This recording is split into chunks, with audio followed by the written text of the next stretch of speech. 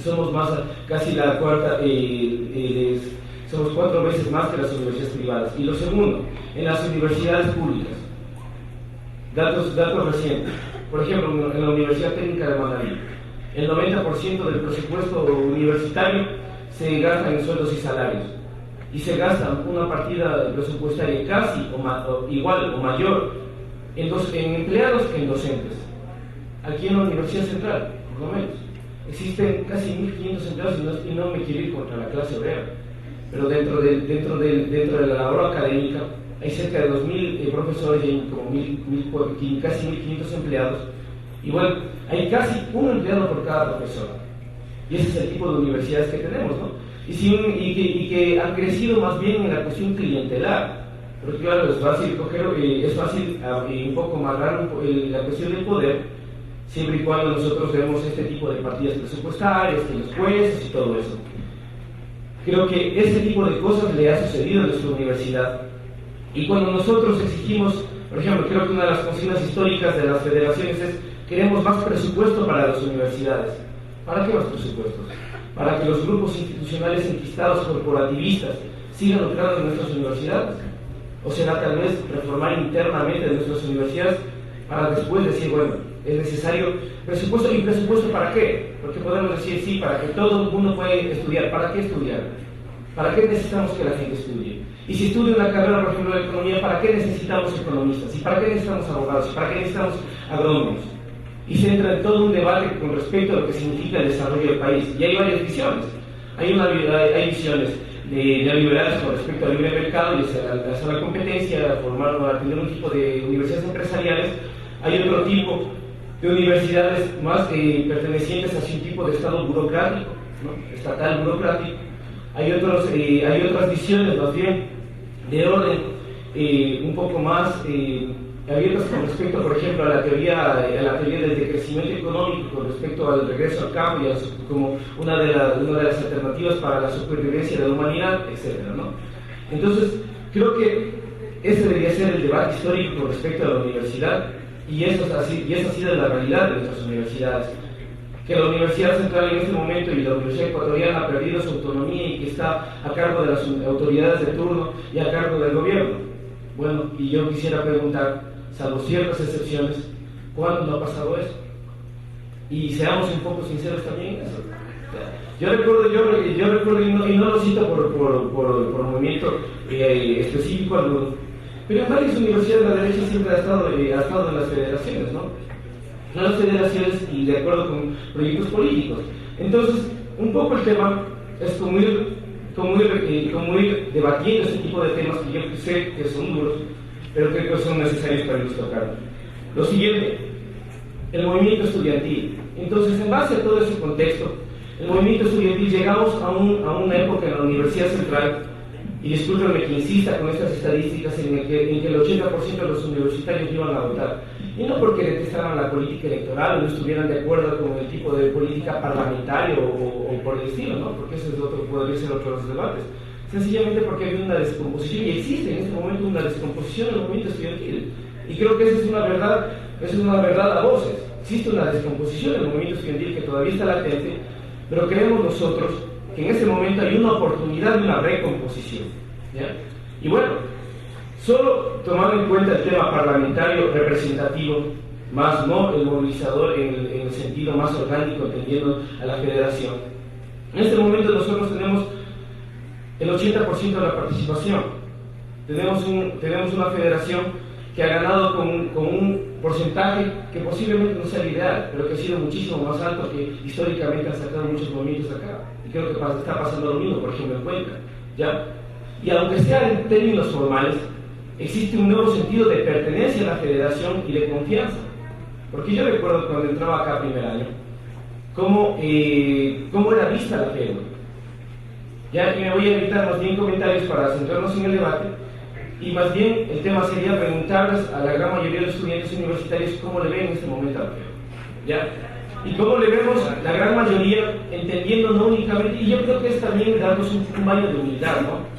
Entendamos también yo creo que hay que entender también una cosa.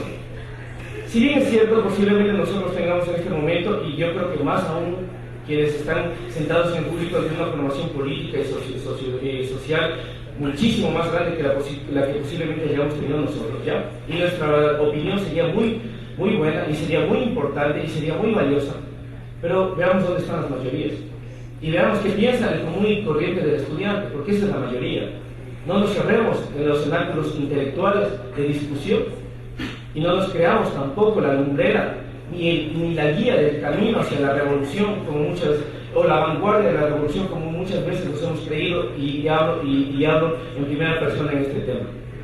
Creo que es darnos un poco de baño de humildad y ver qué es lo que opina la gran mayoría de los estudiantes comunes y corrientes, porque eso es la universidad.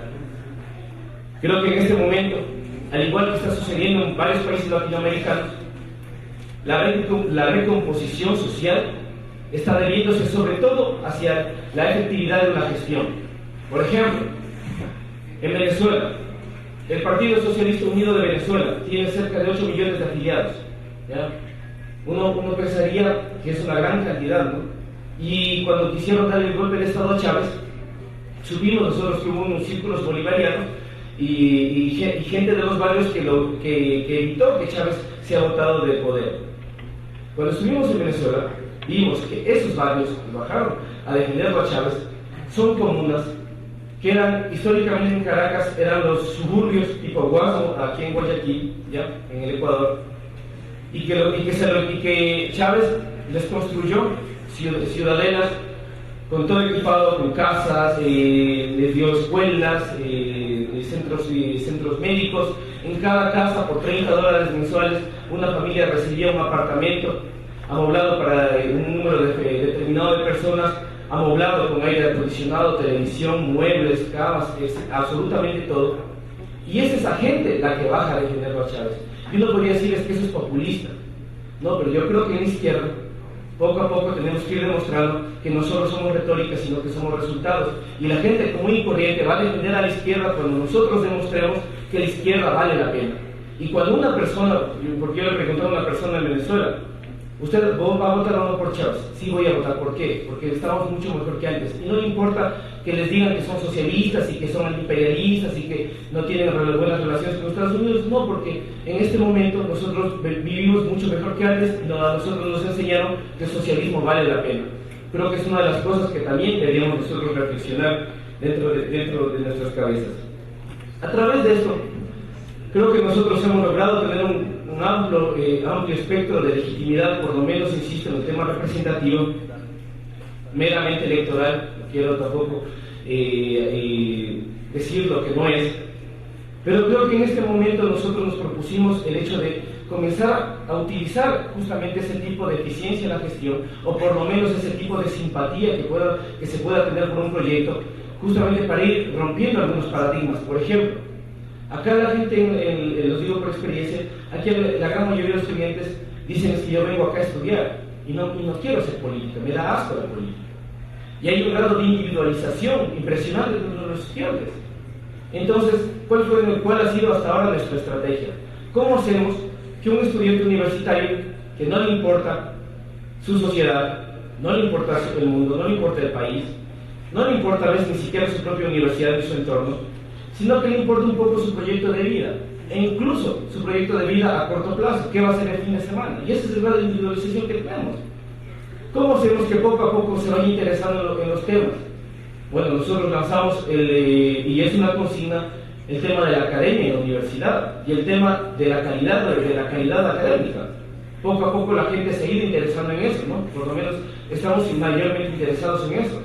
Nosotros hemos propuesto que hay que ir subiendo peldaños con respecto a la amplitud del espectro que nosotros vamos planteando: la nación, el mundo, la misma sociedad, cuestionar el mismo sistema. Pero creo que no es un proceso que nosotros podemos decir en este año ya lo hemos cumplido, sino que llevará por lo menos, para quienes hablan, una década en este proceso de concientización de los estudiantes y de recomposición del movimiento estudiantil. Para terminar, yo un poco solo quiero dejar sentado algo que me parece que es absolutamente necesario, y es la necesidad de la integración latinoamericana y la multipolaridad en el país, en el mundo, más allá incluso de la ideología que se lo persigue. Creo que es un tema de supervivencia del mundo, creo que estamos en otras condiciones, creo que cada vez tenemos un imperialismo que es más agresivo, y bueno, creo que son algunos de los retos que nosotros tenemos dentro de la universidad del Ecuador y de la sociedad.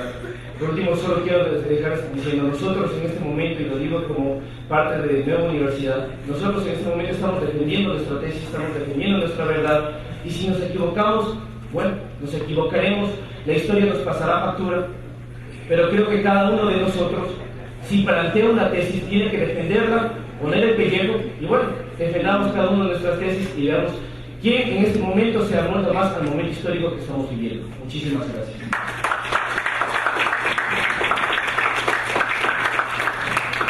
Hasta ahí la intervención de Carlos Torres. La coyuntura actual nos exige analizar esta problemática a nivel continental, la del movimiento estudiantil. Por eso presentamos artículos sobre los conflictos generados en Colombia y Chile, donde el movimiento estudiantil ha puesto en cuestión, por un lado, el modelo neoliberal que ha privatizado toda la estructura educativa, desde la educación básica hasta la superior, y por otro, la necesidad de frenar los procesos de privatización que siguen vigentes en algunos países de América Latina.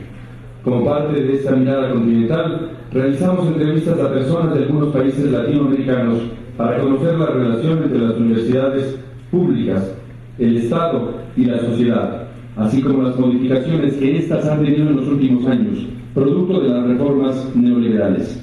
De igual forma, ponemos énfasis en los movimientos estudiantiles, sus vínculos con la sociedad y las reivindicaciones que han construido históricamente. A continuación, la intervención de Yomaira Plasencia, egresada de la carrera de Sociología de la Universidad Central de Ecuador, presidenta de la Asociación de Estudiantes de la Escuela de Sociología y Ciencias Políticas de la Universidad Central del Ecuador, 2009-2010. La intervención entonces de Yomaira Plasencia.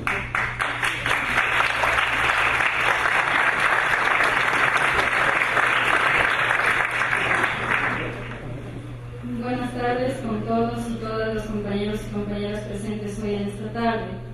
Antes de hablar sobre la temática que nos ha convocado, paso a hacer unas aclaraciones. Lo que yo voy a decir en este momento no parte de una reflexión solamente de mi persona, sino del trabajo político que he realizado mientras fui miembro de la OPME, Organización Politécnica por el Movimiento Estudiantil en la Escuela Politécnica Nacional, y del colectivo Desde el Borde en la Escuela de Sociología y Ciencias Políticas de esta universidad. Ante la pregunta que ha pasado con el movimiento estudiantil hasta la fecha, el aporte que se puede dar es de la última década, del 2000 hasta el 2011, para poder entender cómo se ha dado esta desarticulación, desestructuración del movimiento estudiantil que se habla con bastante cotidianidad. Se podría hacer dos periodos, primero en la primera mitad de la década y la segunda mitad de la década. ¿Por qué? Porque se habla de que desde el 2006 hay una ruptura organizativa que no solo caracteriza el movimiento estudiantil, sino a la realidad nacional en su conjunto. Los movimientos sociales están desmovilizados por la aparente estabilidad que vivimos con el actual gobierno. En los primeros años de esta década, el movimiento estudiantil como tal se puede entender una participación algo protagónica. Como gremio se encuentra la participación del estudiantado como en la resistencia ante la privatización de la universidad. En la Escuela Politécnica Nacional, una huelga de 3 meses, persistían la resistencia a la creación de las carreras autofinanciadas. En ese momento las asambleas eran a diario, la organización estaba a flor de boca entre profesores y estudiantes. Se hablaba de los estatutos de la universidad que se debían aprobar para los siguientes años, teniendo claro dos tendencias, una en pro de la privatización y una en contra de la privatización. Es decir, ahí la polaridad política estaba clara. Se decía unos de derecha y otros de izquierda, para continuar con la diferenciación. Ahí el posicionamiento hablaba por sí solo. La gente, los estudiantes, los profesores tenían una identidad. Más tarde, cuando hubo el movimiento en contra de la resistencia del TLC, en la resistencia